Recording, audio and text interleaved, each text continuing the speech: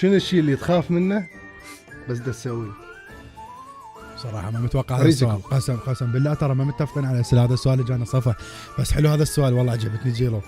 شنو الشيء اللي دا اخاف من عنده؟ اخاف من عنده بس دا اسويه. شوف هو انت سؤالك حلو للامانه، انه شنو الشيء اللي اخاف من عنده.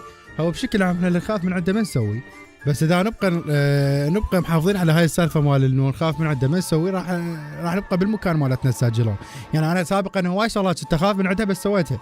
يعني ابسط شيء انه القناه مالتي انه كنت خايف انه اخاف اسويها، وبالاخير ما راح اجيب نتيجه وما راح يصير عندي هالكبر، يعني هالقناه كبيره بس سويتها. كنت انزل فيديوهات تخرب ضحك، يعني من اشوفها هسه انا اضحك. مثلا فيديو مالتي انا براق قبل يعني 50 سنه قاعد بالبلكونه ووصله خضراء وما ادري شنو كروما هاي، يعني اشوف اضحك عليه بس سويته. يعني انت اكثر شيء تخاطر بالشغل. يعني مثلا شغله ممكن اسويها، مثلا شغله بدي اسوي لي فد مشروع حتى تجيب عنده فلوس على سبيل المثال، وانا مو متاكد انه ما عندي تخوف كبير انه ممكن اخسر بهاي السالفه، بس اسويها، بس افوت بيها. اي اذا نجحت واذا ما نجحت فانا ربحان تجربه مالتها. فهمتني شلون؟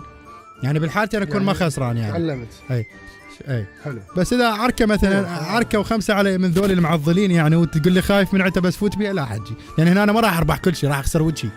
بدور اروح لك يقول لك الحياه مدرسه والتراث هم كليه يعني.